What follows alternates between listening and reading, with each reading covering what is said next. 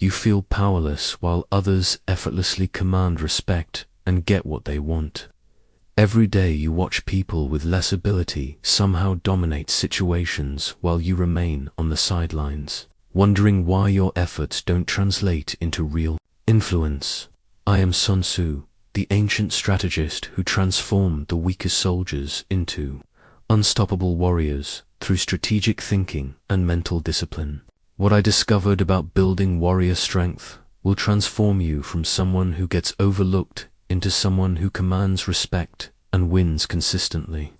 The battlefield may have changed from ancient China to modern life, but the path from weakness to warrior strength remains the same, and I'm going to show you how to walk it in just 30 days. But first, like this video, subscribe for more ancient wisdom, and comment below where you're watching from.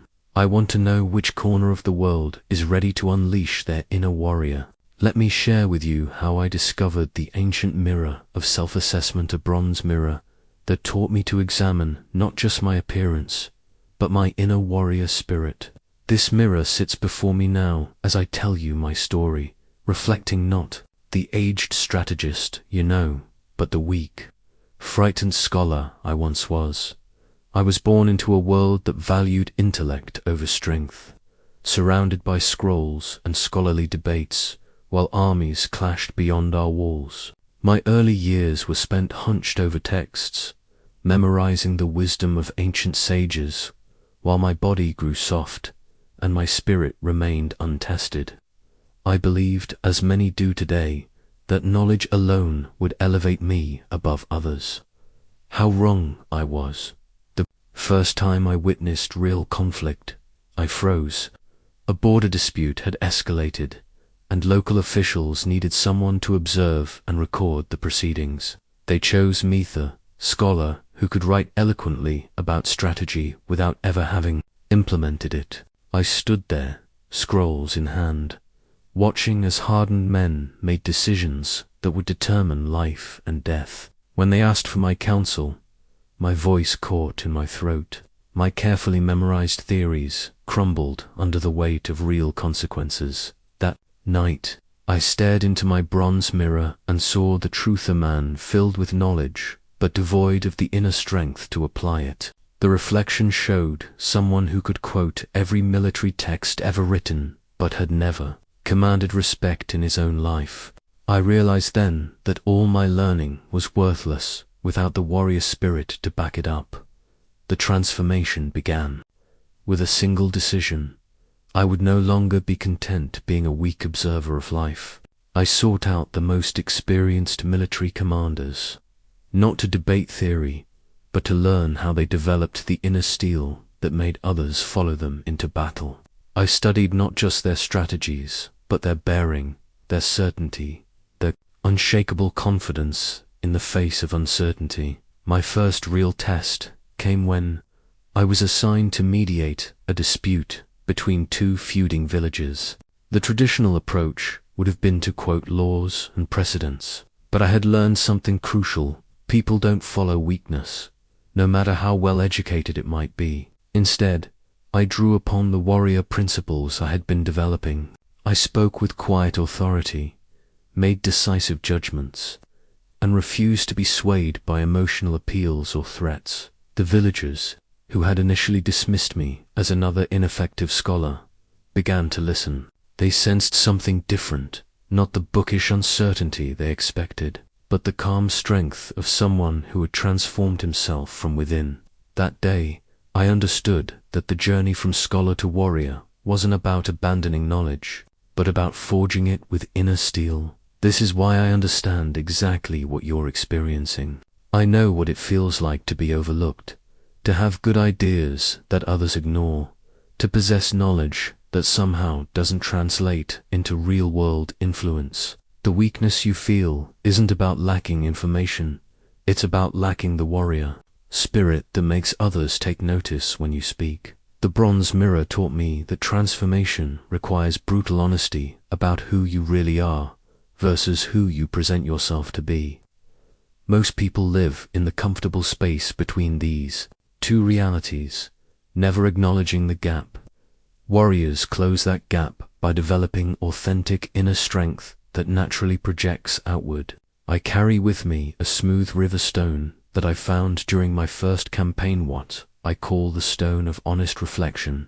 This simple rock taught me the most difficult lesson any warrior must learn. You cannot build strength upon a foundation of self-deception. When I picked up this stone from the riverbank, I was struggling with my first real command.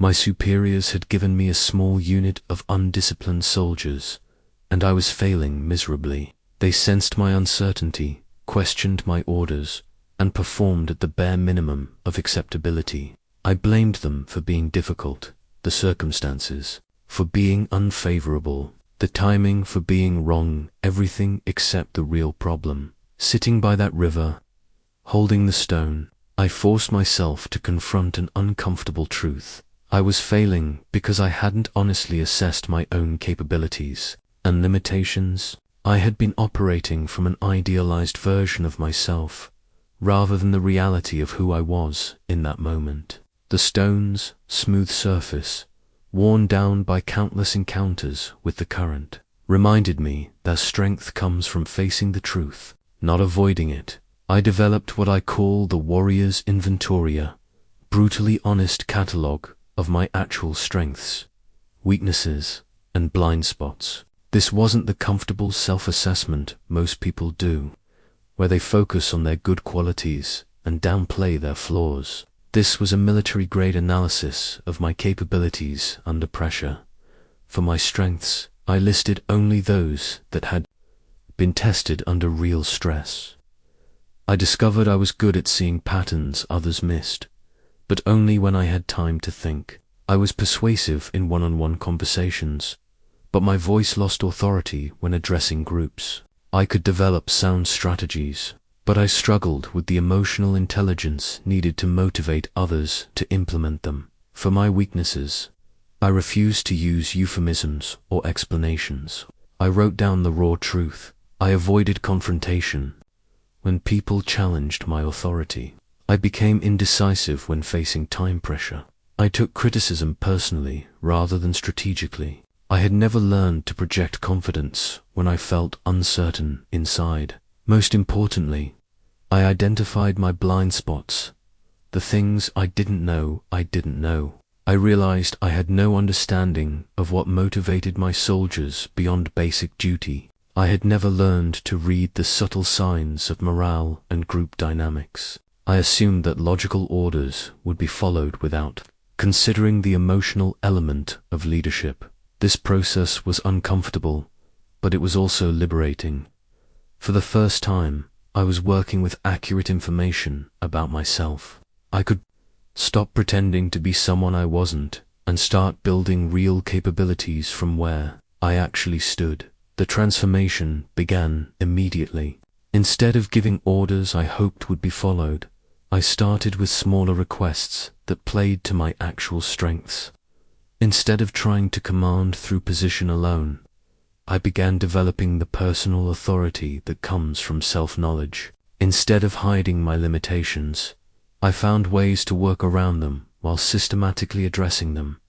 I keep this stone with me as a reminder that warrior strength is built on the foundation of truth, not fantasy. Every day, successful people are those who see themselves clearly enough to build upon reality rather than wishful thinking. The weak remain weak because they protect themselves from uncomfortable truths about their current capabilities. True warrior assessment means looking at yourself the way a battlefield commander would, focusing on what you can actually accomplish under pressure, not what you hope you might be capable of someday. During my second campaign, I kept a length of iron chain in my tent, what I came to call the chain of mental bondage.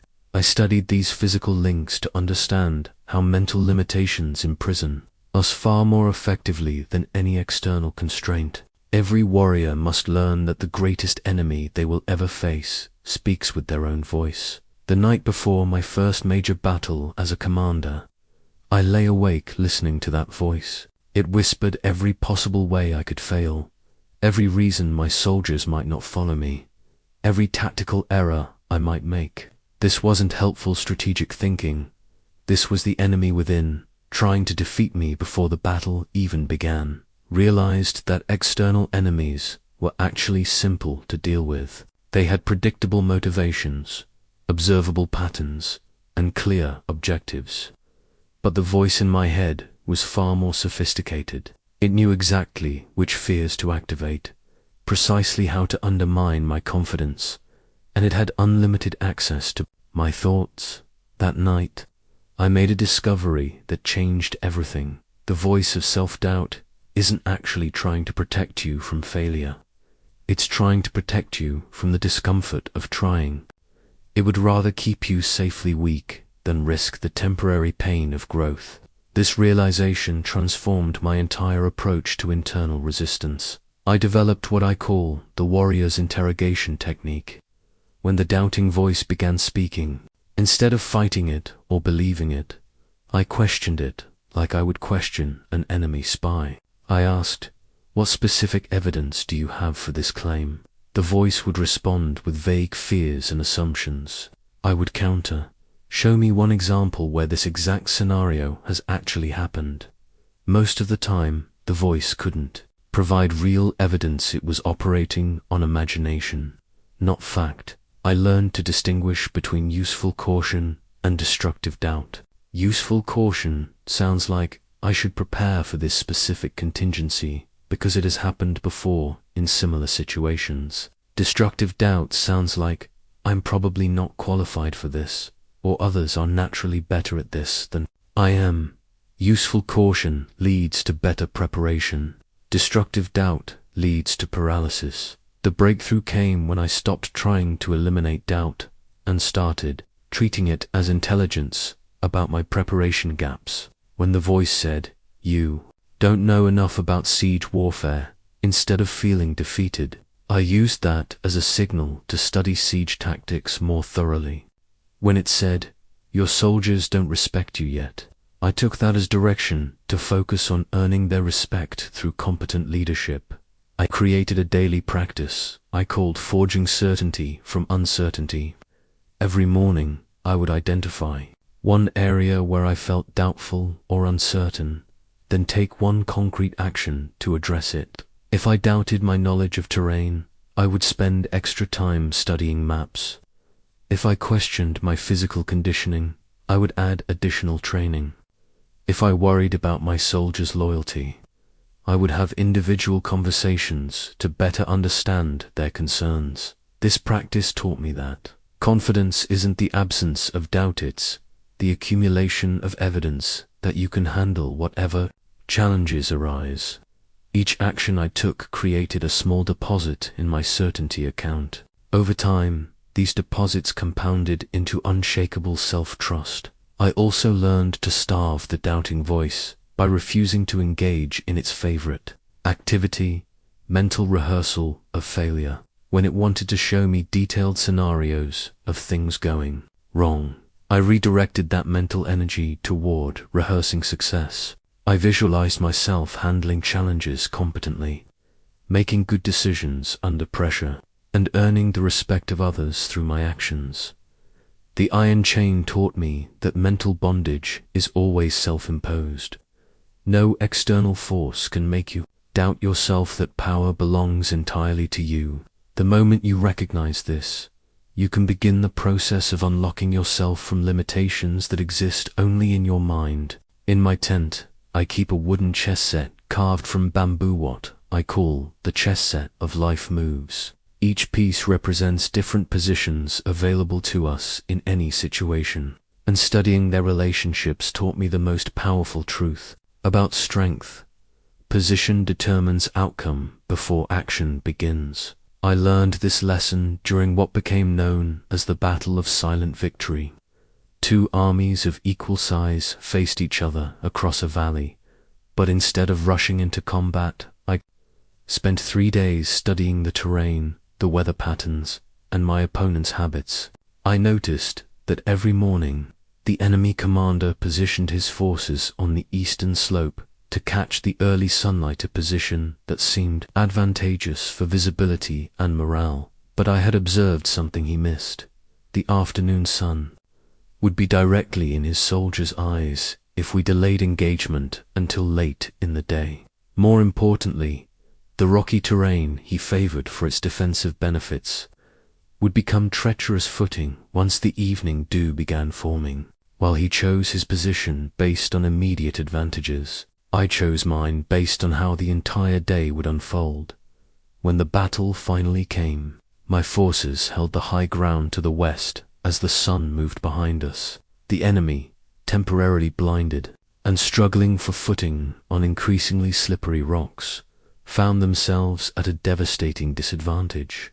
We won decisively without exceptional bravery or superior numbers. We won because position trumped everything else. This taught me that weak people consistently choose positions based on comfort or immediate gratification, while warriors choose positions based on long-term strategic advantage.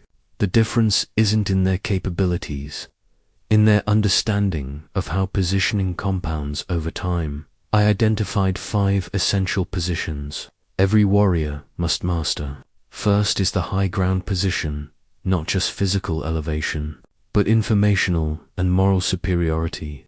This means being the person who understands the situation most completely, who has done the most preparation, who brings the most value to any interaction. People naturally defer to those who occupy the high ground of competence. Second is the position of patience, choosing when to engage, rather than reacting to others' timing. Weak people fight battles on their opponent's schedule, responding to provocations and urgencies that others create. Warriors control timing by refusing to be rushed into unfavorable engagements. They understand that the right action at the wrong time often produces worse results than no action at all. Third is the position of principle, having clear, unshakable standards that guide decisions regardless of pressure or temptation. This creates predictability that others can rely upon, which builds trust and influence over time. When people know exactly what you stand for and what you will not compromise, they begin treating you with the respect reserved for those who cannot be manipulated. Fourth is the position of preparation, always being more ready than the situation requires. This means anticipating challenges before they arise, developing skills before you need them, and building relationships before you require support. Prepared people naturally become the ones others turn to during crises, which creates opportunities for leadership and influence. Fifth is the position of abundance, operating from surplus rather than scarcity in every area that matters. This doesn't necessarily mean material wealth, but having enough knowledge, skills, energy, and emotional stability that you can afford to be generous with others. People are drawn to those who operate from abundance because they sense opportunity rather than neediness. The chess set reminds me daily that every conversation, every meeting, every interaction presents positioning choices. You can choose to be reactive or proactive, prepared or unprepared, principled or flexible, patient or hasty. Most people make these choices unconsciously, based on immediate comfort or convenience. Warriors make them strategically, based on long-term advantage. Understanding positioning transformed how I approached every aspect of life. Instead of hoping for favorable circumstances, I learned to create them through superior positioning. Instead of relying on luck or talent alone, I stacked the odds in my favor by consistently choosing the positions that would serve me best over time. This is how ordinary people transform into warriors, not through dramatic change, but through strategic positioning that compounds into overwhelming advantage. Beside my desk sits a meditation cushion woven from mountain reeds, what I call the cushion of inner strength. This simple seat taught me that while external fortresses can be besieged and conquered, a properly constructed mental fortress becomes more powerful under attack. The lesson came during the siege of endless winter, when enemy forces surrounded our position for 4 months. Food ran low, temperatures dropped below survival levels, and disease began spreading through our ranks. I watched strong men crumble not from physical hardship, but from mental collapse. They had never learned to build the inner defenses that sustain warriors when external supports fail. Every morning before dawn, I would sit on this cushion and practice what I called fortress-building meditation. This wasn't peaceful contemplation. It was military-grade mental conditioning. I would deliberately expose my mind to the worst possible scenarios, then practice maintaining calm clarity while processing them. I trained my thoughts the same way I trained my body, through progressive resistance that built strength over time. The first pillar of mental fortress construction is emotional regulation under pressure.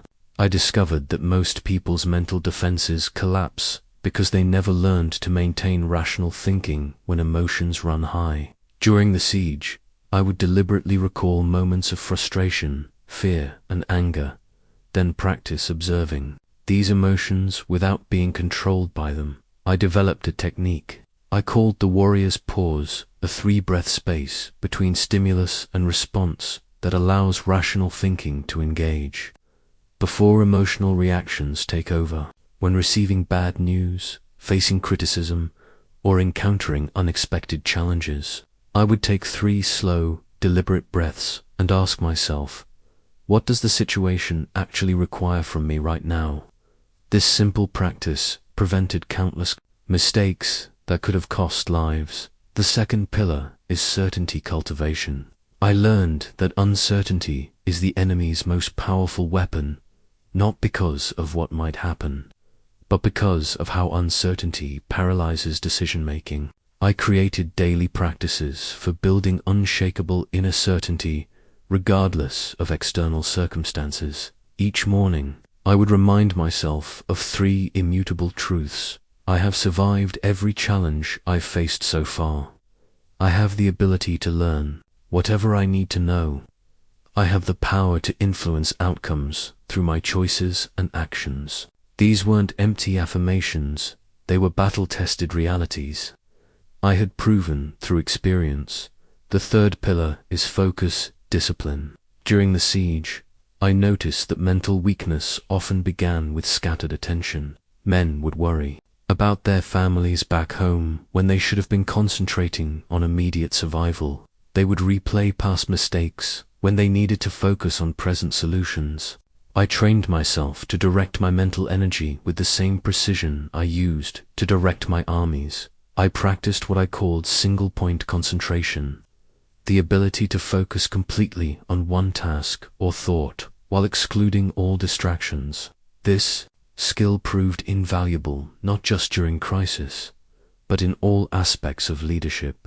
People sense when you're fully present versus when your attention is divided, and they respond with greater respect to those who can focus completely on the moment at hand. My daily fortress-building routine became legendary among my officers. I would wake before dawn and spend 30 minutes in structured mental conditioning. First, 10 minutes of emotional regulation practice, deliberately triggering difficult emotions and practicing calm response. Next, 10 minutes of certainty reinforcement, reminding myself of past victories and current capabilities. Finally, 10 minutes of focus training, concentrating intensely on a single object or concept. This routine served me through countless campaigns, political challenges, and personal setbacks. When others saw devastating problems, I saw puzzles to be solved. When others felt overwhelmed by multiple pressures,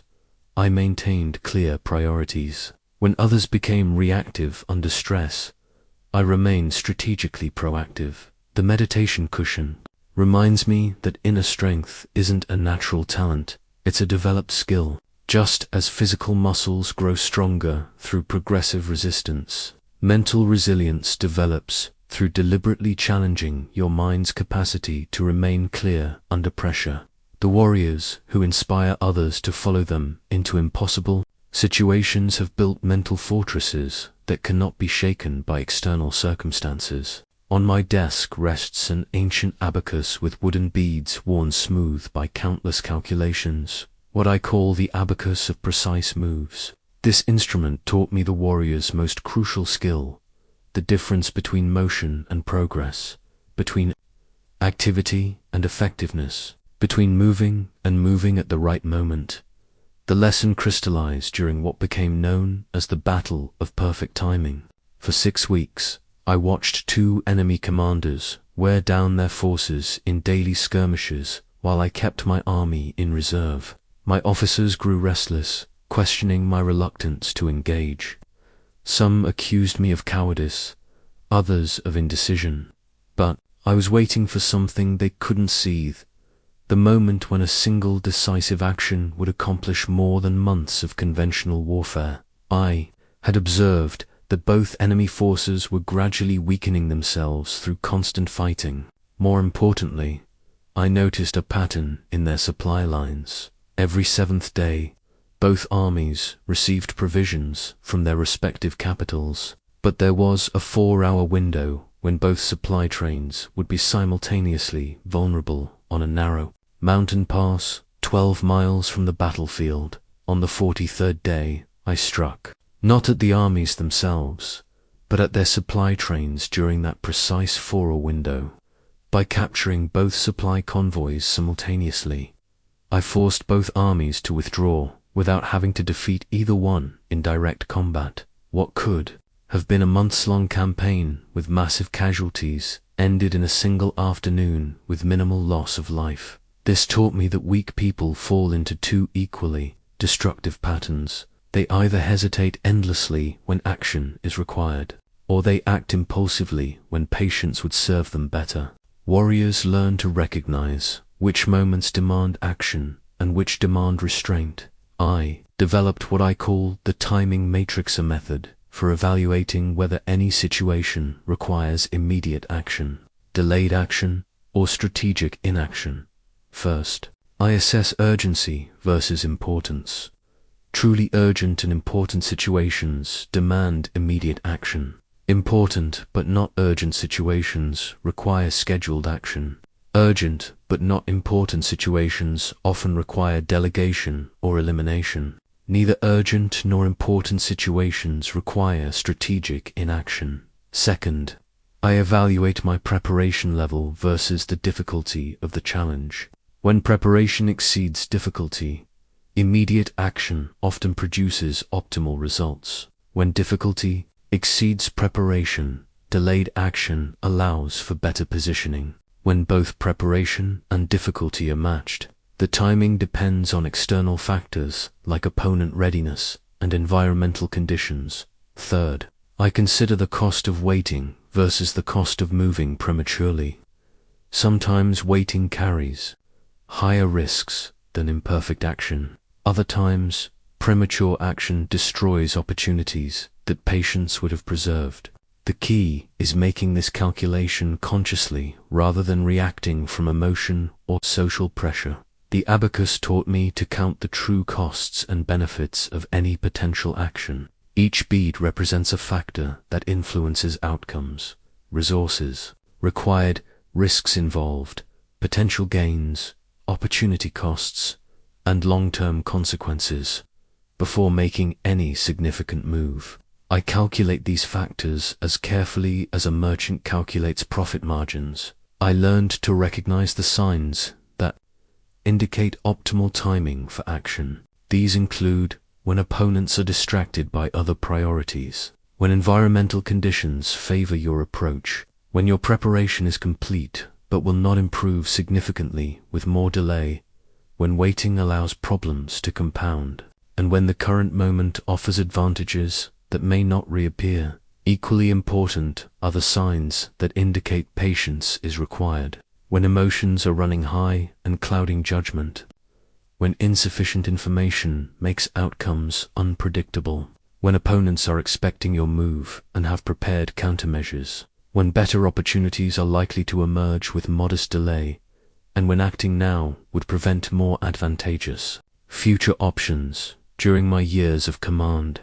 I noticed that officers who acted quickly when situations were unclear often created more problems than they solved. Conversely, officers who delayed action when situations were clear often missed opportunities that never returned. The warrior's skill lies in distinguishing between these scenarios. Accurately and consistently, I developed a personal practice of asking 3 questions before any significant action. What specific outcome am I trying to achieve? What is the minimum effective action that could produce this outcome? And what would happen if I delayed this action by 1 day, 1 week, or 1 month? These questions prevented countless mistakes and revealed numerous opportunities. Would have missed through hasty action.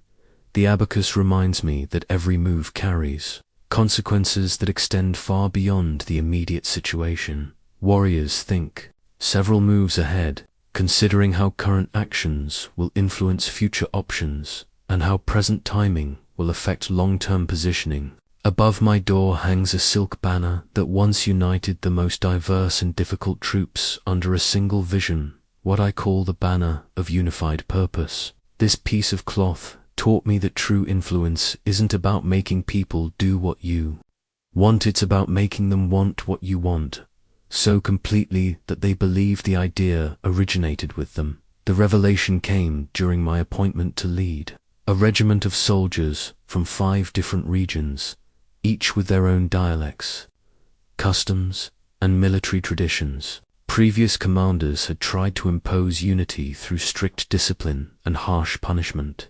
The result was sullen compliance during inspection and subtle rebellion when officers weren't watching. I took a different approach.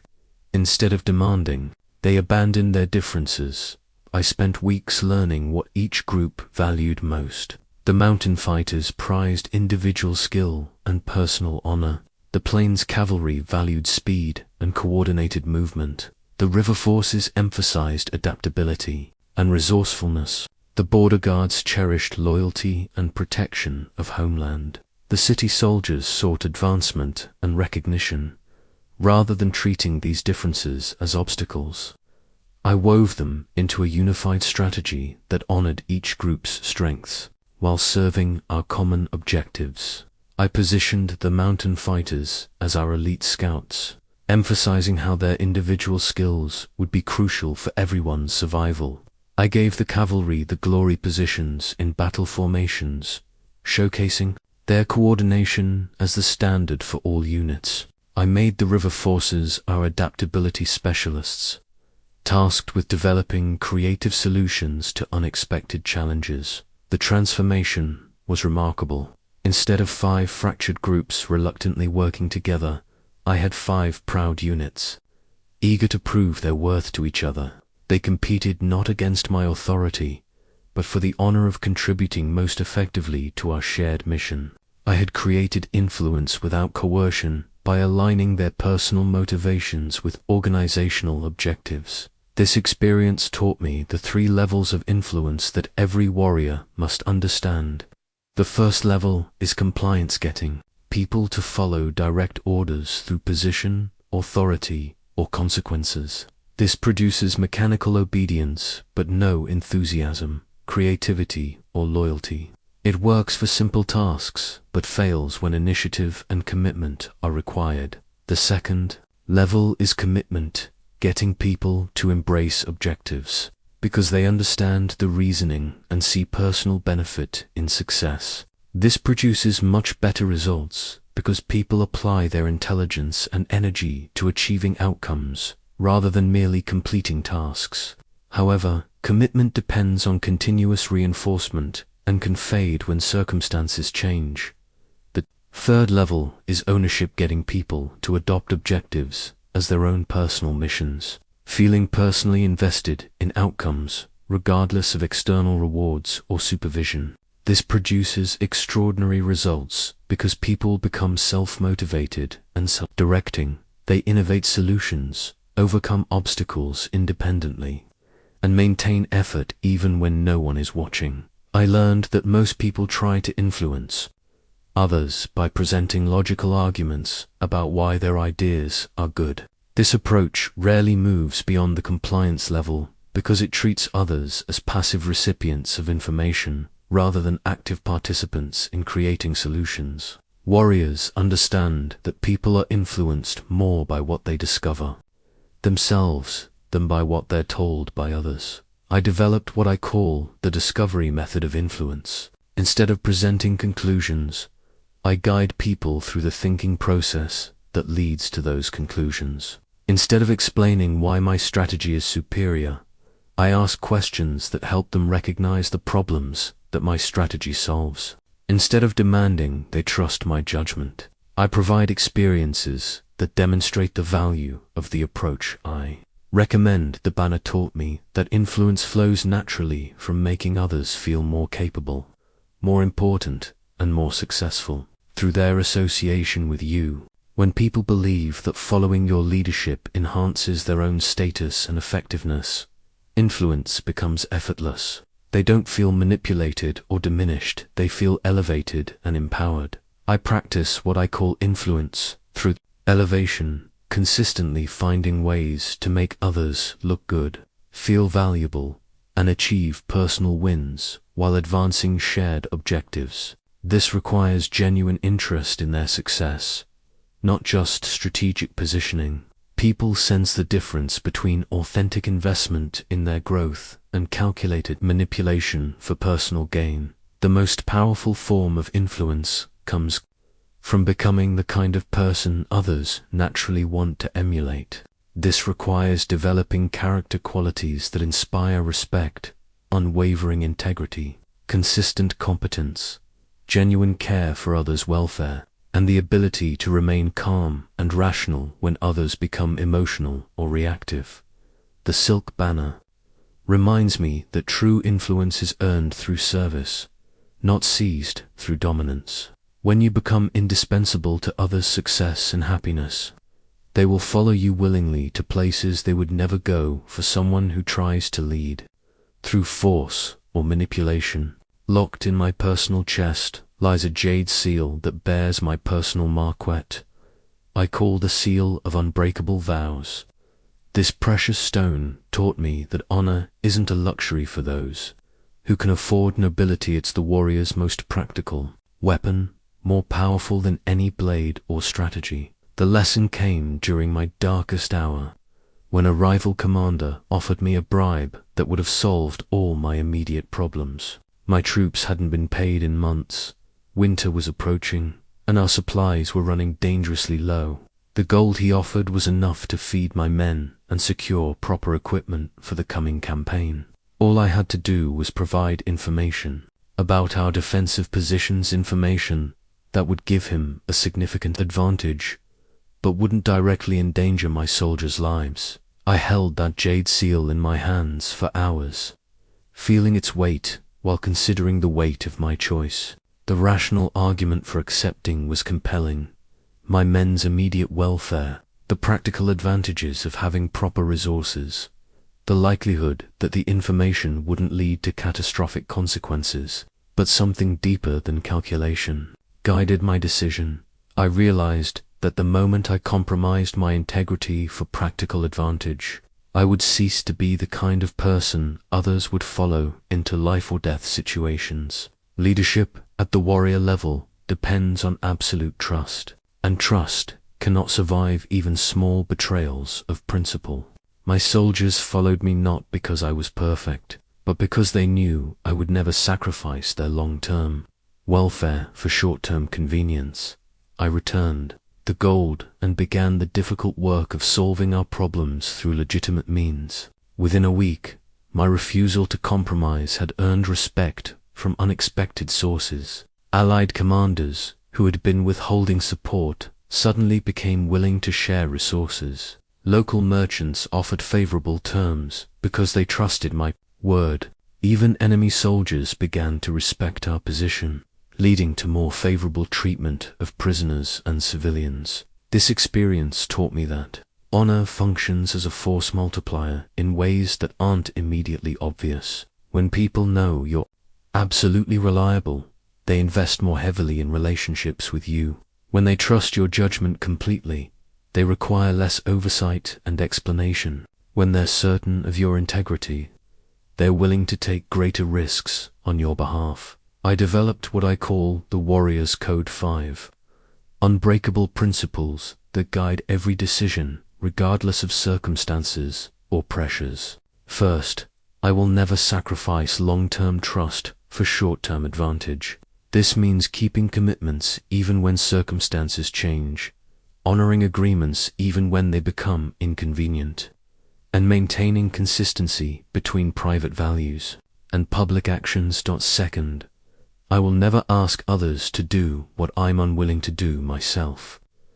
This means sharing the same risks I ask others to take, working as hard as I expect others to work, and maintaining the same standards for myself that I set for those under my command. Leaders who exempt themselves from their own rules quickly lose credibility and effectiveness. Third, I will face difficult truths rather than protecting comfortable illusions. This means acknowledging mistakes quickly and completely, providing honest feedback even when it's unwelcome, and making decisions based on reality rather than wishful thinking. Warriors who avoid difficult conversations and uncomfortable realities eventually face catastrophic consequences. Fourth, I will defend those who cannot defend themselves, even when it's personally costly. This means standing up for principles when it's unpopular, protecting subordinates from unfair treatment, and using strength to serve justice rather than personal convenience. Power without moral constraints eventually destroys those who wield it. Fifth, I will maintain dignity in victory and grace in defeat. This means treating opponents with respect even when defeating them, accepting setbacks without blaming others, and learning from failures without becoming cynical. How you handle extremes of fortune reveals your true character and determines whether others will trust you during normal times. These principles created what others saw as supernatural strength and influence. When facing moral tests, I didn't need to deliberate or calculate my code, provided clear guidance that eliminated internal conflict and projected absolute certainty. When others were paralyzed by ethical dilemmas, I moved forward with confidence because my path was predetermined by principles rather than circumstances. The Jade Seal taught me that honor is not about being perfect, it's about being predictable in your commitment to worthy principles. When people know exactly what you stand for and what you will never compromise, they can trust you completely in situations where trust literally means the difference between life and death. I discovered that maintaining honor under pressure actually makes difficult decisions easier, not harder. Instead of weighing multiple options and calculating various advantages, you simply ask, which choice aligns with my principles? The answer provides clarity that eliminates stress and second-guessing, while inspiring confidence in those who depend on your leadership. On my campaign table sits an hourglass filled with sand from the desert, where I learned my hardest lesson, what I call the hourglass of perfect timing. This simple instrument taught me the warrior's most difficult skill, knowing when not to fight, when not to speak, when not to act, even when every instinct screams for immediate action. The lesson came during what others called the War of Endless Provocations. For 8 months, an enemy commander attempted to draw me into battle by attacking our supply lines, threatening our allies, and insulting our honor in increasingly creative ways. My officers demanded retaliation. My soldiers questioned my courage. Political pressure mounted daily for decisive action. But I had studied this opponent's patterns and recognized his strategy. He was trying to force me into fighting on his terms, at his chosen time, on terrain that favored his forces.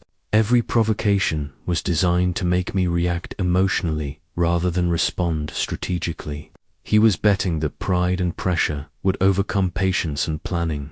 I turned that hourglass every day, watching the sand fall grain by grain, reminding myself that time was my ally if I could resist the urge to act prematurely. While he exhausted his resources on elaborate provocations, I used the delay to strengthen my position, gather intelligence, and wait for circumstances to shift in our favor.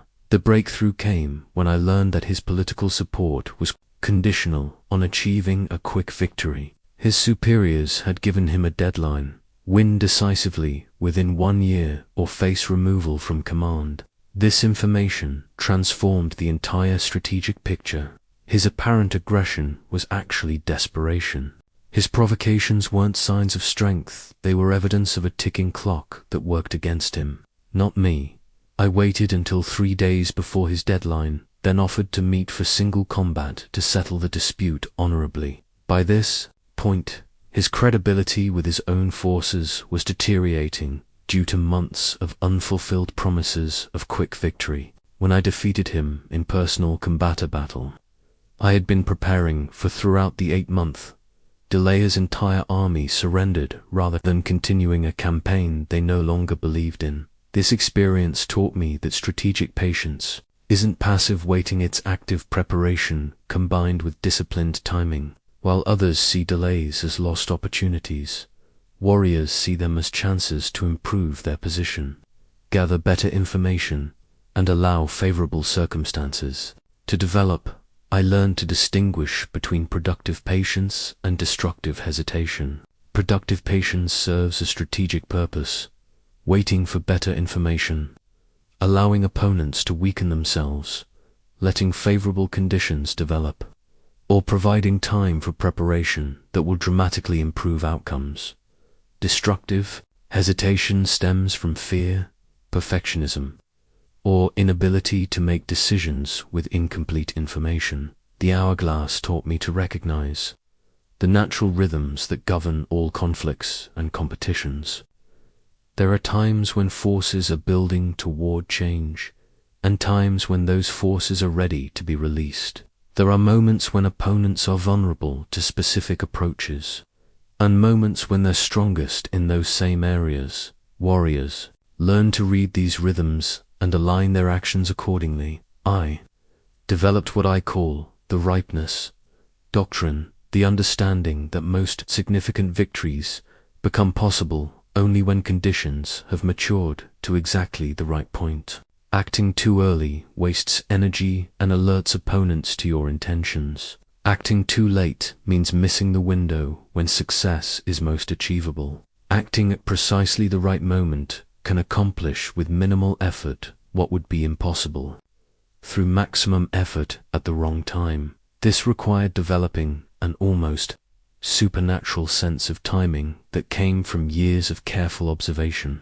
I learned to recognize the subtle signs that indicate when situations are approaching optimal intervention points, when opponents are overconfident due to recent successes, when their attention is divided by multiple concerns, when their resources are stretched thin, when their alliances are under strain, and when environmental factors favor your particular strengths. Equally important was learning to recognize when conditions favor strategic patience, when opponents are eager for immediate engagement, when emotions are running too high for rational decision-making, when insufficient information makes outcomes unpredictable, when your position improves naturally with time, and when acting immediately would prevent better opportunities from emerging. The sand falling through the hourglass reminded me daily that patience without preparation is merely procrastination, while preparation without patience often leads to premature action that wastes excellent preparation.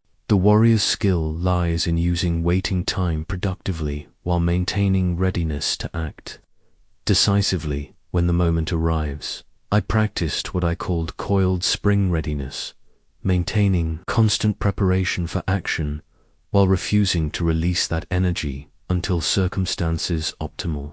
This required enormous self-discipline because the natural tendency is either to act impulsively to relieve tension or to delay indefinitely to avoid risk. The hourglass taught me that the supreme skill in warfare and in life is winning without fighting, achieving objectives without unnecessary conflict. This becomes possible only when you understand timing so perfectly that you can position yourself to receive what you want exactly when opponents are ready to give it. On my campaign table sits an hourglass filled with sand from the desert, where I learned my hardest lesson, what I call the hourglass of perfect timing.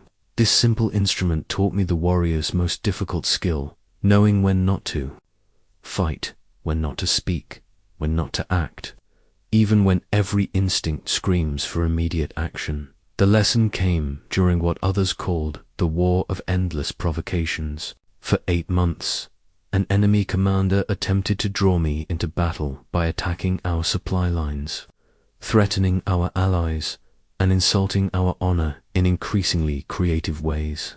My officers demanded retaliation. My soldiers questioned my courage. Political pressure mounted daily for decisive action. But I had studied this opponent's patterns and recognized his strategy. He was trying to force me into fighting on his terms, at his chosen time, on terrain that favored his forces. Every provocation was designed to make me react emotionally rather than respond strategically.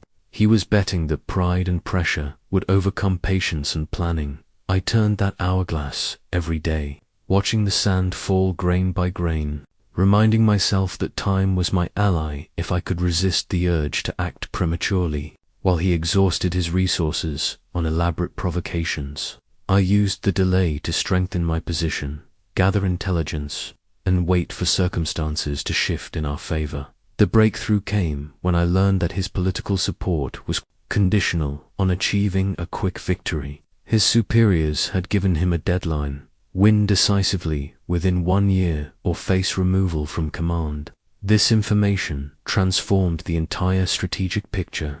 His apparent aggression was actually desperation. His provocations weren't signs of strength, they were evidence of a ticking clock that worked against him, not me.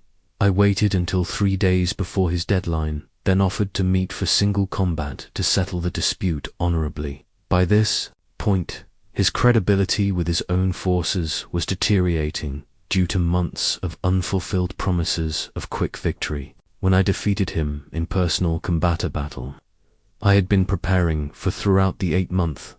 Delaya's entire army surrendered rather than continuing a campaign they no longer believed in. This experience taught me that strategic patience isn't passive waiting, it's active preparation combined with disciplined timing. While others see delays as lost opportunities, warriors see them as chances to improve their position, gather better information, and allow favorable circumstances to develop. I learned to distinguish between productive patience and destructive hesitation. Productive patience serves a strategic purpose, waiting for better information, allowing opponents to weaken themselves, letting favorable conditions develop, or providing time for preparation that will dramatically improve outcomes. Destructive hesitation stems from fear, perfectionism, or inability to make decisions with incomplete information. The hourglass taught me to recognize the natural rhythms that govern all conflicts and competitions. There are times when forces are building toward change, and times when those forces are ready to be released. There are moments when opponents are vulnerable to specific approaches, and moments when they're strongest in those same areas. Warriors learn to read these rhythms and align their actions accordingly. I developed what I call the ripeness doctrine, the understanding that most significant victories become possible only when conditions have matured to exactly the right point. Acting too early wastes energy and alerts opponents to your intentions. Acting too late means missing the window when success is most achievable. Acting at precisely the right moment can accomplish with minimal effort what would be impossible through maximum effort at the wrong time. This required developing an almost supernatural sense of timing that came from years of careful observation. I learned to recognize the subtle signs that indicate when situations are approaching optimal intervention points, when opponents are overconfident due to recent successes, when their attention is divided by multiple concerns, when their resources are stretched thin, when their alliances are under strain, and when environmental factors favor your particular strengths. Equally important was learning to recognize when conditions favor strategic patience, when opponents are eager for immediate engagement, when emotions are running too high for rational decision-making, when insufficient information makes outcomes unpredictable, when your position improves naturally with time, and when acting immediately would prevent better opportunities from emerging. The sand falling through the hourglass reminded me daily that patience without preparation is merely procrastination, while preparation without patience often leads to premature action that wastes excellent preparation. The warrior's skill lies in using waiting time productively while maintaining readiness to act decisively when the moment arrives. I practiced what I called coiled spring readiness, maintaining constant preparation for action while refusing to release that energy until circumstances optimal. This required enormous self-discipline because the natural tendency is either to act impulsively to relieve tension or to delay indefinitely to avoid risk. The hourglass taught me that the supreme skill in warfare and in life is winning without fighting, achieving objectives without unnecessary conflict. This becomes possible only when you understand timing so perfectly that you can position yourself to receive what you want exactly when opponents are ready to give it. Around my neck hangs a dragon's tooth, taken from the beast I faced during my trial of ultimate terror, what I call the tooth of conquered fear. This ivory reminder taught me that fear isn't the enemy of warriors, it's their most powerful fuel. When properly harnessed and directed, the night that changed everything began with a nightmare that had haunted me since childhood. I was alone in a dark forest, pursued by an enormous dragon whose breath turned everything to ash. I would always wake at the moment when the beast cornered me, my heart pounding and my body soaked in sweat. This dream had visited me before every major challenge throughout my youth, growing more vivid and terrifying as my responsibilities increased. On the eve of my most crucial battle, the nightmare returned with unprecedented intensity. But this time, instead of fleeing, I made a decision that transformed my relationship with fear forever. I would seek out this dragon in the waking world and face whatever it represented. If I was to lead others into life or death situations, I could no longer run from my own deepest terrors. I ventured alone into the wilderness where local villagers reported dragon sightings, carrying only basic weapons and 3 days of supplies. What I found was indeed a massive serpent, ancient and powerful, guarding a cave that local legends said contained the bones of heroes who had tried and failed to defeat it. As I approached, every instinct screamed for retreat. My hands shook, my vision narrowed, and my breathing became shallow and rapid. But instead of fighting these sensations, I began studying them with the curiosity of a strategist analyzing enemy movements. I noticed that fear sharpened my senses. They could hear sounds normally too faint to detect, see details usually invisible in low light, and feel changes in air pressure that might signal the creature's movement. Fear was providing enhanced awareness that could be tactically advantageous if I could maintain rational thinking alongside the emotional intensity. The confrontation lasted 3 hours, not 3 hours of constant combat, but 3 hours of tactical patience, careful positioning, and precisely timed strikes. The fear never left, but it evolved from paralyzing terror into focused intensity that made every movement more precise, every decision more clear, and every sense more acute. When I finally landed the killing blow, I realized the dragon had been teaching me rather than trying to destroy me. I extracted this tooth as a reminder that courage isn't the absence of fear, it's the transformation of fear from paralyzing force into empowering energy. The warrior who claims to feel no fear is either lying or lacking imagination about what could go wrong. The warrior who admits fear but acts anyway despite it has discovered fear's true purpose: to heighten performance when stakes are highest. I learned to distinguish between useful fear and destructive anxiety. Useful fear alerts you to genuine dangers and enhances your capacity to handle them. It makes you more careful without making you paralyzed, more aware without making you paranoid, more prepared without making you obsessive. Destructive anxiety focuses on imaginary threats and depletes energy that could be used for productive action. The dragon's tooth taught me that fear becomes fuel through a process I call alchemical transformation. First, you acknowledge the fear completely without trying to minimize or eliminate it. Second, you analyze what the fear is trying to protect you from. Often, there's valuable intelligence hidden in the emotional warning. Third, you redirect the energy from running away toward moving more skillfully through the challenge. I developed a practice called fear partnering, where I would consciously invite fear to accompany me into difficult situations as an advisor, rather than trying to banish it as an enemy. Before important meetings, I would ask, what is fear trying to tell me about this situation?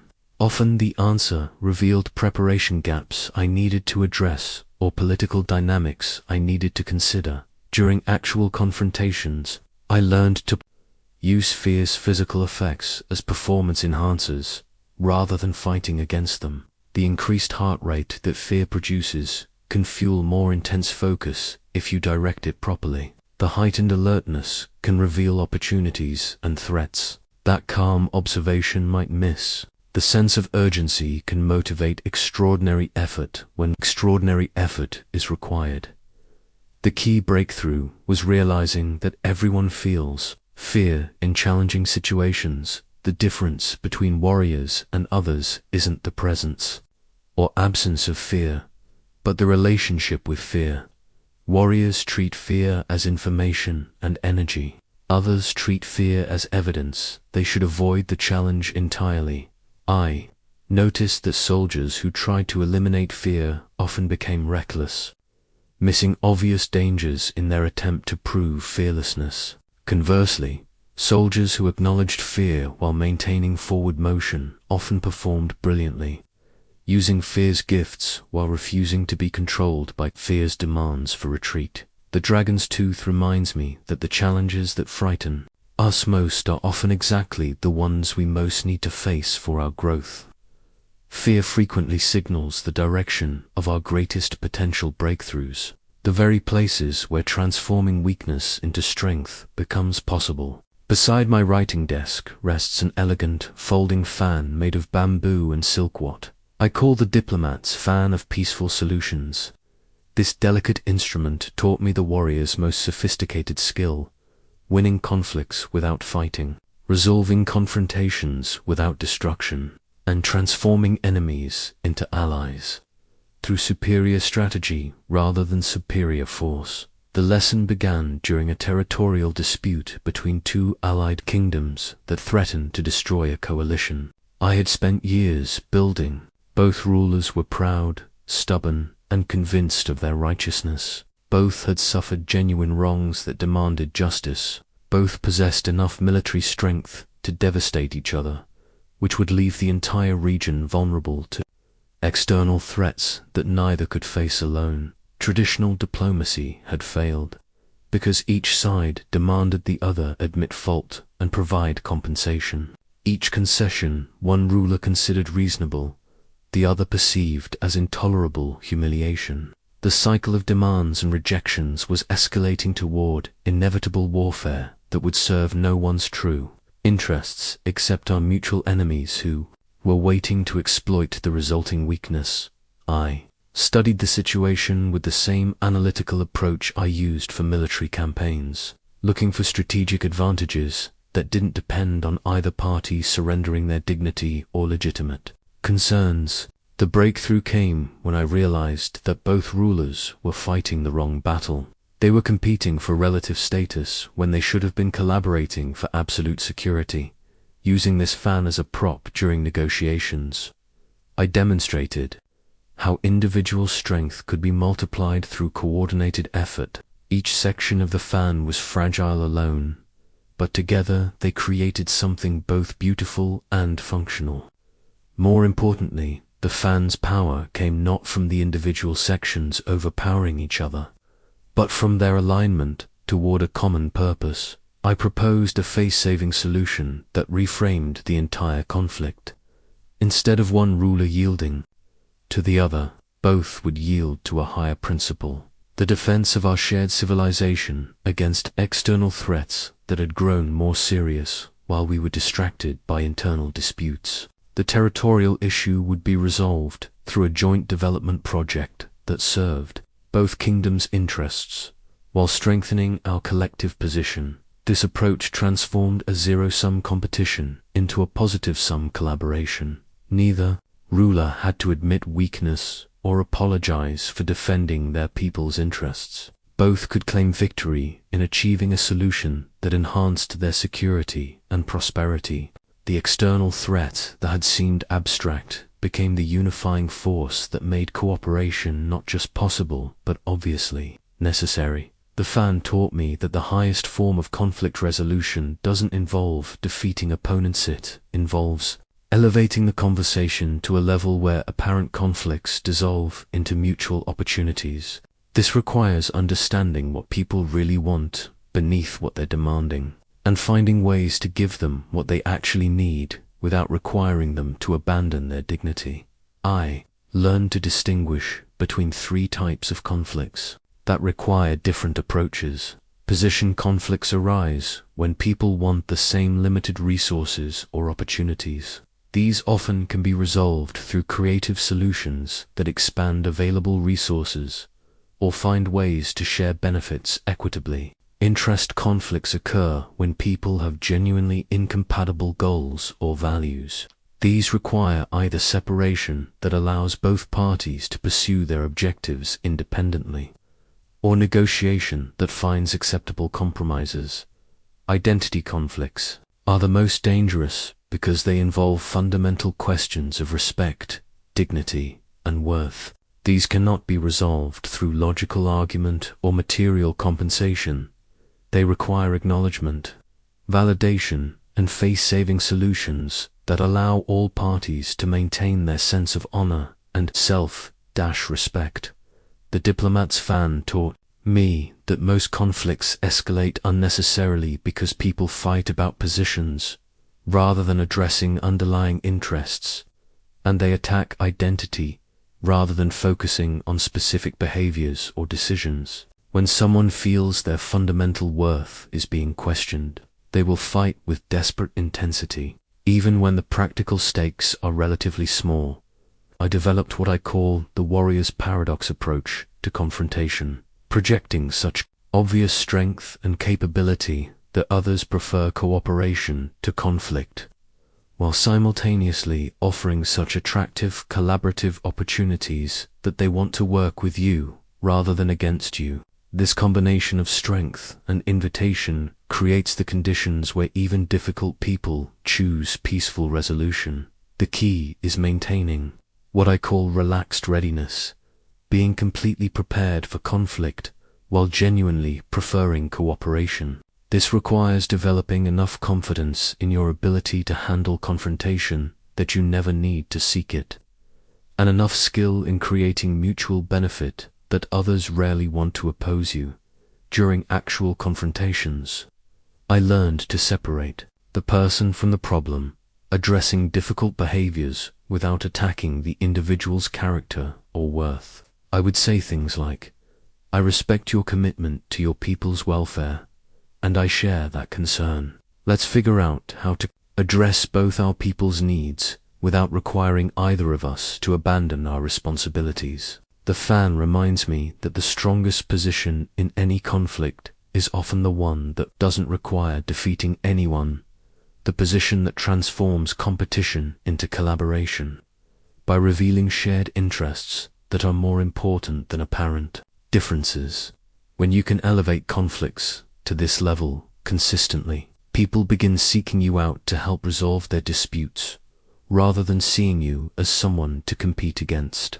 At the center of my command tent sits a round table carved from a single piece of ancient oakwood. I call the table of trusted advisors. This circular surface taught me that a warrior's greatest strength isn't individual prowess, but the ability to attract, develop, and maintain relationships with people whose combined wisdom and capability far exceed what any single person could achieve alone. The lesson came during my first major, independent command, when I made the mistake that nearly destroys every emerging leader, trying to make all important decisions myself, because I believed that delegation was a sign of weakness. I was terrified that relying on others would reveal my inadequacies or diminish my authority. The result was predictably disastrous. I became overwhelmed by details while missing strategic opportunities, and my officers felt undervalued and disengaged. The crisis reached its peak during a complex siege that required coordinating multiple specialized capabilities simultaneously. I needed expertise in engineering for siege weapons, diplomacy for managing civilian populations, logistics for supply lines, intelligence for enemy movements, and medicine for treating wounded soldiers. No single person could master all these domains deeply enough to make optimal decisions under pressure. I realized that my choice wasn't between strength and weakness, it was between isolated inadequacy and networked excellence. The round table became the symbol of this transformation because it had no head, no position of dominance.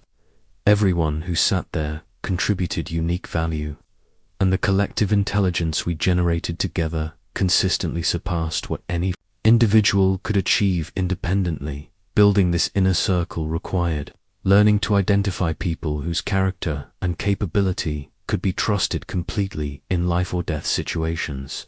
I developed what I call the 3-layer assessment for potential advisors. The first layer is competence.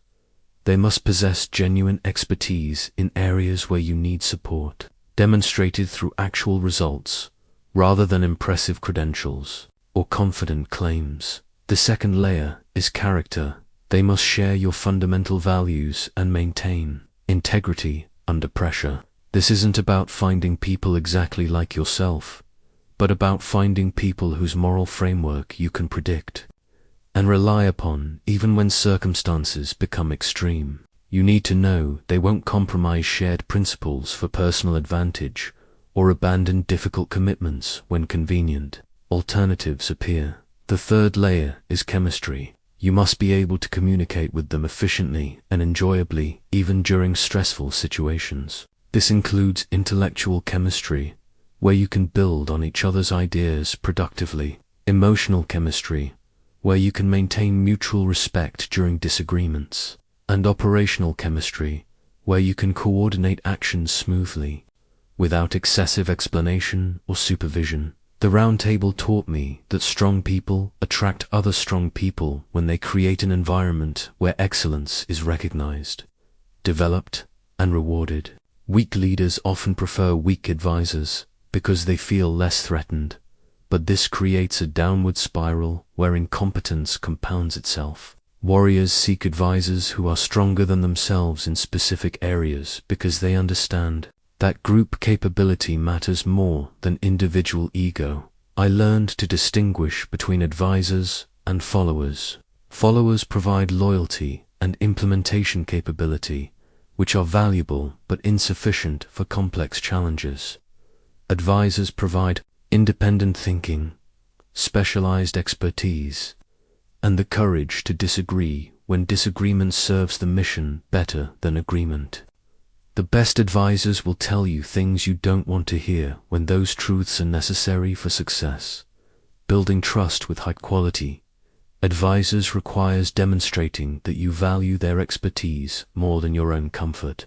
This means asking for their honest opinions and then listening without becoming defensive when those opinions challenge your preferences. It means giving them real authority in their areas of expertise rather than asking for advice you have no intention of following. I developed a practice of advisory rotation where I would regularly seek input from each advisor individually before bringing issues to the full group. This allowed me to understand their thinking deeply and gave them opportunities to influence decisions without having to compete for attention during group discussions. It also helped me identify where advisors might have conflicting perspectives that needed to be resolved through discussion. The circular design reminded me that effective advisory relationships are reciprocal. While you benefit from their expertise, they must also benefit from association with you, whether through opportunities for growth, access to interesting challenges, recognition for their contributions, or advancement of causes they care about. One-sided relationships don't survive pressure or persist over time. I learned that maintaining an inner circle requires constant attention to relationship dynamics. Even competent, well-intentioned people can develop conflicts that undermine group effectiveness if those conflicts aren't addressed promptly and skillfully. Part of leadership is serving as both facilitator and mediator to keep the team functioning optimally. The oak table also taught me about succession planning, people within your inner circle who could potentially replace you if necessary. This seems counterintuitive because it creates potential competition, but it actually strengthens your position by making you indispensable as a developer of talent rather than just as a decision maker. Most importantly, I discovered that the quality of your inner circle reflects and determines the quality of your thinking and decision-making. When you surround yourself with excellence, you naturally raise your own standards and capabilities. When you settle for mediocrity in your closest advisors, you inevitably become more mediocre yourself.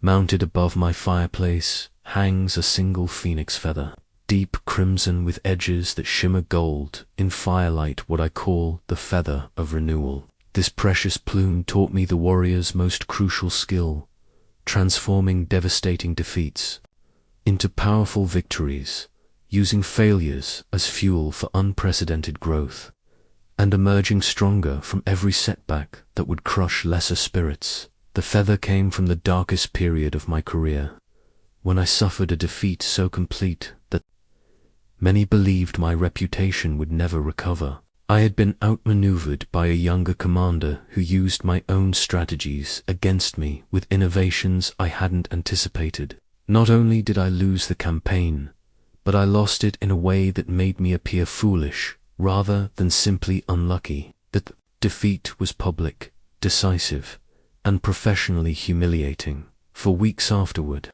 I withdrew from public life, consumed by shame and self-doubt. I replayed every decision, searching for the moment when everything went wrong, torturing myself with alternate scenarios where I might have achieved victory. The voice in my head whispered that perhaps I had been living on borrowed reputation, that my previous successes were due to luck rather than skill, that this defeat revealed my true inadequacy as a strategist and leader. During this period of despair, I encountered an old sage who kept rare birds, including a phoenix that had recently undergone its legendary cycle of death and rebirth.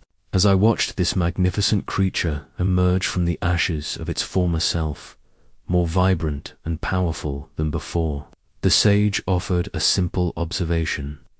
The phoenix doesn't become stronger despite the burning, it becomes stronger because of the burning. This insight transformed my understanding of failure completely. I began to see my defeat not as evidence of inadequacy, but as raw material for development. Every mistake contained information about gaps in my knowledge or judgment. Every tactical error revealed assumptions that needed to be questioned. Every moment of poor decision-making highlighted areas where my thinking could be improved. I developed what I call the Phoenix process for transforming setbacks into comebacks.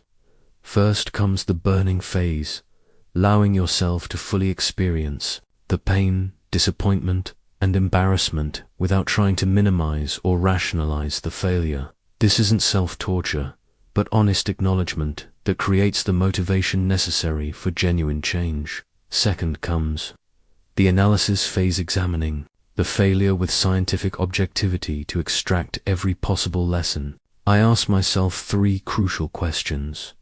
What specific decisions or actions led to this outcome? What assumptions or blind spots prevented me from seeing better alternatives? What capabilities or knowledge do I need to develop to handle similar situations more effectively in the future? Third comes the rebuilding phase, systematically addressing every weakness or gap identified during analysis.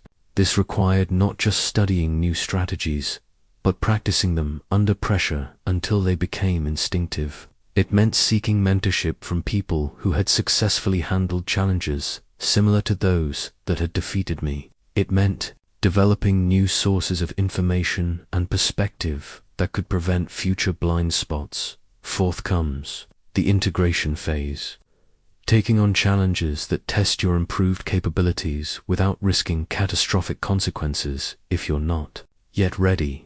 This allows you to validate your growth and build confidence in your enhanced abilities before facing truly critical situations. The Phoenix Feather taught me that the difference between warriors and others isn't the absence of failure, it's the response to failure.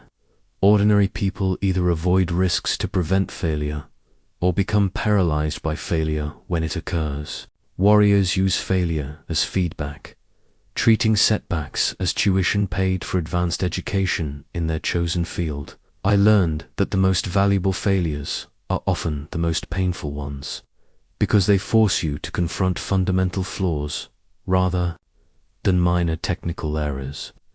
Surface-level mistakes can be corrected through simple adjustments, but deep defeats require questioning basic assumptions and rebuilding foundational capabilities. This process is uncomfortable but essential for reaching higher levels of effectiveness. The renewal process revealed that my previous successes had actually made me vulnerable.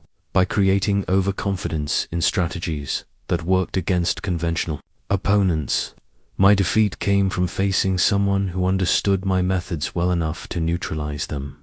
This taught me the importance of continuous evolution and adaptation rather than relying on proven formulas. When I finally returned to active command, I was fundamentally different, not just in specific tactics, but in overall approach. I had developed meta skills for adapting to unexpected challenges rather than just specific techniques for handling familiar situations. I had learned to see my own thinking from outside perspectives, which made me much harder to outmaneuver most. Importantly, the experience had eliminated my fear of failure. Having survived and grown from complete defeat, I knew that no future setback could truly harm me as long as I maintained the willingness to learn and adapt. This fearlessness actually made me more effective because I could take calculated risks without being paralyzed by potential consequences. The crimson and gold feather reminds me daily that setbacks are not obstacles to success. They are the raw materials from which true strength is forged. Every warrior's greatest victories are built upon the foundation of their most instructive defeats. Displayed on my wall hangs a ceremonial mask crafted from polished gold, what I call the mask of command presence. This gleaming face covering taught me that while inner strength is the foundation of all power, the ability to project that strength externally determines whether others recognize and respond to your capabilities. The lesson came during a crucial diplomatic mission where I needed to negotiate with a council of rival warlords who had never met me personally. My reputation preceded me, but reputation alone wouldn't be sufficient to command respect from men who valued only what they could observe with their own eyes. I knew that within the first few minutes of our meeting, they would form judgments about my worthiness that would determine whether the negotiations succeeded or failed. I spent weeks preparing not just my strategic position and talking points, but also studying how presence and bearing could communicate authority before I spoke a single word. I observed how different people carried themselves and noticed the subtle signals that made some individuals immediately commanding while others seemed to fade into the background despite equivalent accomplishments. The breakthrough came when I realized that external projection of strength isn't about pretending to be something you're not. It's about revealing what already exists within you in ways that others can perceive and understand. The golden mask became my training tool for learning to embody my inner strength so completely that it became visible in my posture, voice, movement, and overall presence. I discovered that confidence projects through three primary channels that must be aligned to create authentic authority. The first channel is physical presence, how you occupy space, move through environments, and carry your body.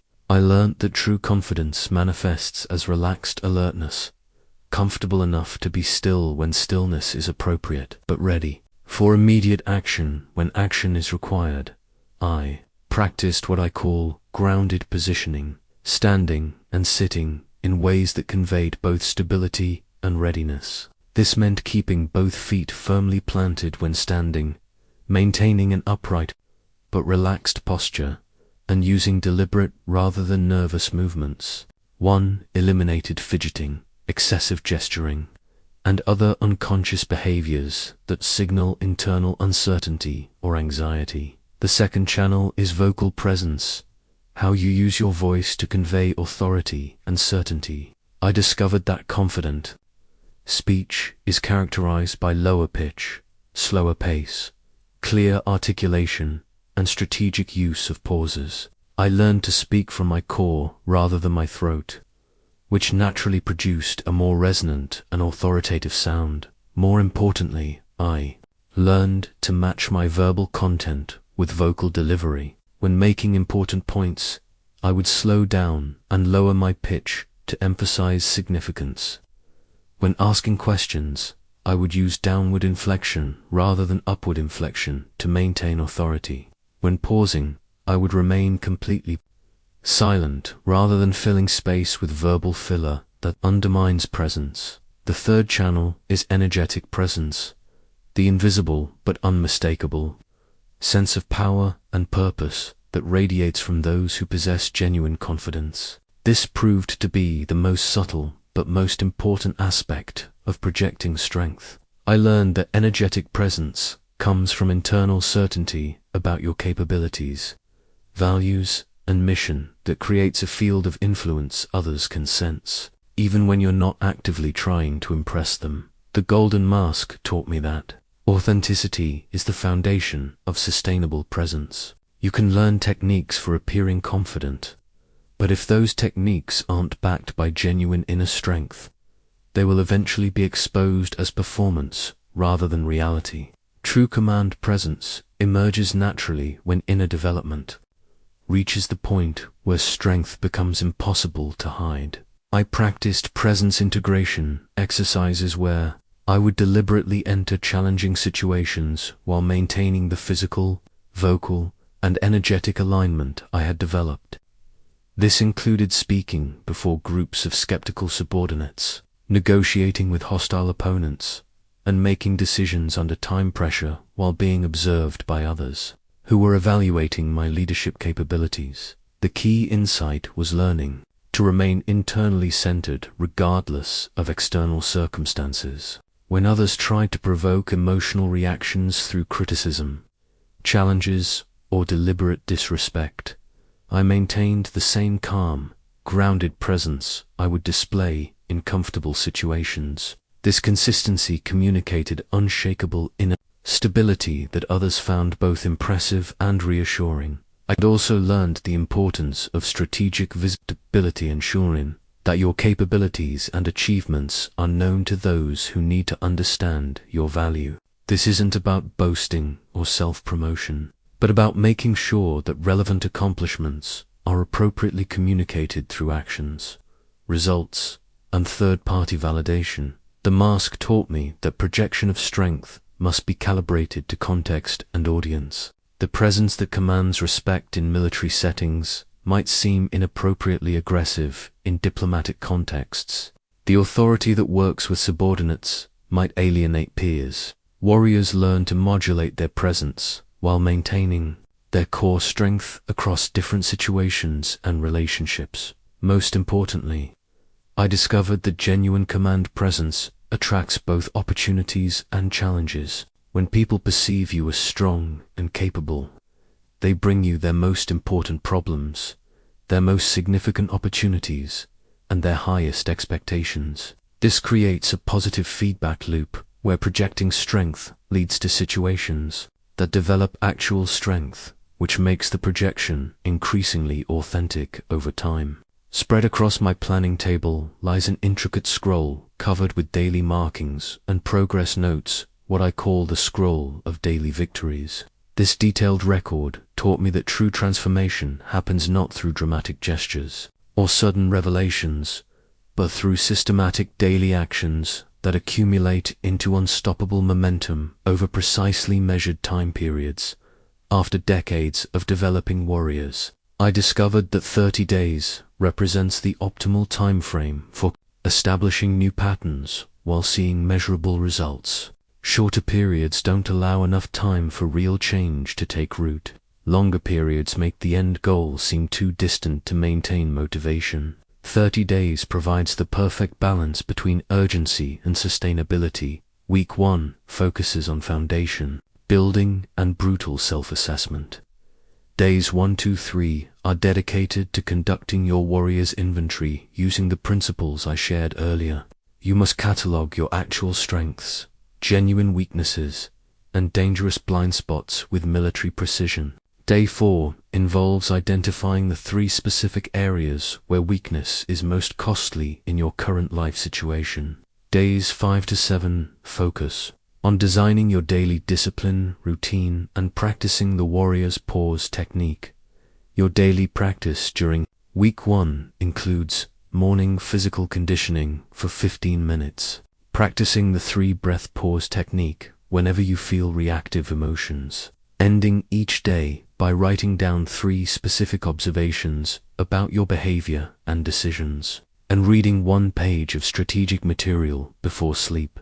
These practices establish the rhythm of constant improvement that accelerates throughout the remaining weeks. Week to emphasize is mental fortress construction and strategic positioning. Days 8 to 10 involve implementing the certainty cultivation techniques, practicing emotional regulation under artificially created stress, and identifying opportunities to improve your positioning in current situations. Days 11 to 14 focus on developing your personal code of honor and practicing the discovery method of influence in low-stakes interactions. The daily practices expand during week 2 to include 20 minutes of structured mental conditioning using the techniques I described, deliberately choosing more advantageous positions in meetings and conversations, practicing influence through elevation with at least 1 person daily, and conducting evening analysis of timing decisions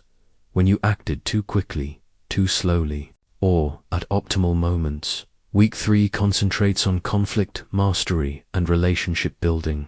Days 15 to 17 involve practicing the warrior's paradox approach to confrontation, identifying potential advisors using the 3-layer assessment, and implementing fear partnering techniques when facing uncomfortable challenges. Days 18 to 21 focus on applying the Phoenix process to a past failure and developing your personal presence projection techniques. During week 3, your daily practices include 25 minutes of integrated training combining physical, mental, and strategic elements, seeking 1 opportunity daily to transform potential conflict into collaboration, having 1 meaningful conversation with someone who could become a valuable advisor, and practicing command presence techniques in increasingly challenging situations.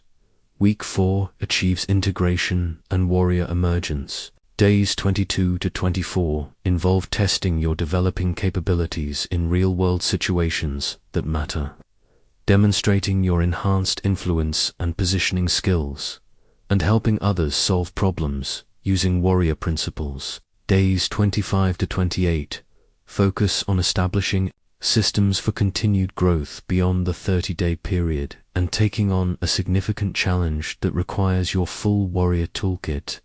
Your final week includes 30 minutes of advanced integrated practice, actively seeking leadership opportunities in your current environment, teaching warrior principles to someone else to solidify your own understanding, and completing one project or goal that you would have avoided before beginning this transformation. The scroll taught me to track specific metrics that reveal authentic progress rather than self-deceptive feelings of improvement. You measure number of times daily you successfully used the warrior's pause instead of reacting emotionally. Frequency of others seeking your advice or opinion in important matters. Instances where you chose strategic positioning over immediate comfort. Occasions when you remained calm and effective under pressure that would have previously overwhelmed you. Additional measurements include quality and depth of strategic relationships you're building, speed with which you recover from setbacks and extract lessons from failures, consistency in maintaining your daily disciplines regardless of external circumstances, and evidence that others are beginning to treat you with greater respect and deference. Days 2930 involve comprehensive review and future planning. You assess which elements of the 30-day program produced the most significant results and design your ongoing development strategy. You identify the next level of challenges you're ready to tackle and the additional capabilities you need to develop to handle them effectively. The scroll reminds me that transformation requires measurement, accountability, and progressive challenge. Each day must include elements that stretch your current capabilities while building upon previous achievements. The victory isn't completing 30 days of activities, emerging as someone fundamentally different in their approach to challenges, relationships, and opportunities. Success indicators by the end of 30 days include others beginning to seek your input on important decisions, feeling genuinely confident rather than anxious when facing difficult situations, maintaining emotional stability during conflicts that would have previously triggered reactive responses, and recognizing that you're consistently choosing strategic long-term positioning over immediate gratification. Most importantly, you'll notice that strength has become your natural state rather than something you have to consciously access. The warrior mindset shifts from being a special effort you make during crises to being your default approach to all situations. This is when you know the transformation has become permanent rather than temporary. At the heart of my private chamber burns an eternal flame that has never been extinguished in over 40 years, what I call the flame of undying warrior spirit. This sacred fire taught me that the ultimate purpose of developing warrior strength isn't personal advancement or individual glory, but the creation of a legacy that continues to serve others long after your own battles have ended. As I near the completion of my earthly campaigns, I reflect on what it truly means to have transformed from weakness into strength, and what responsibility comes with that transformation. The flame reminds me daily that strength without purpose becomes merely impressive performance, while strength dedicated to worthy causes becomes an eternal force that outlives any individual warrior. The greatest lesson the flame has taught me is that true warrior development occurs in 3 distinct phases, each building upon the previous foundation. The first phase involves conquering yourself, overcoming fear, developing discipline, building competence, and creating the inner fortress that no external circumstances can shake. This is where most people focus their entire effort, believing that personal strength is the ultimate goal. The second phase involves mastering your environment, learning to influence others positively, navigate conflicts skillfully, build strategic relationships, and position yourself advantageously in whatever arena you choose to compete. This is where you apply personal strength to achieve objectives and create the life you envision for yourself and those you care about. The third phase, which many never reach, involves transcending yourself, using your developed capabilities to serve purposes greater than personal success, developing others who will surpass your own achievements, and creating systems that continue to produce positive results even when you're no longer actively involved. I have watched countless warriors master the first two phases only to stagnate in comfortable success, using their strength primarily for personal benefit rather than legacy creation. While there's nothing wrong with enjoying the fruits of your development, the highest calling for any warrior is to ensure that their strength multiplies through others rather than dying with them. The eternal flame has shown me that legacy isn't about being remembered, it's about creating ongoing positive impact that would not have existed without your contribution. This might mean developing protégés who carry your principles into situations you'll never encounter. It might mean establishing institutions or systems that continue to serve people you'll never meet.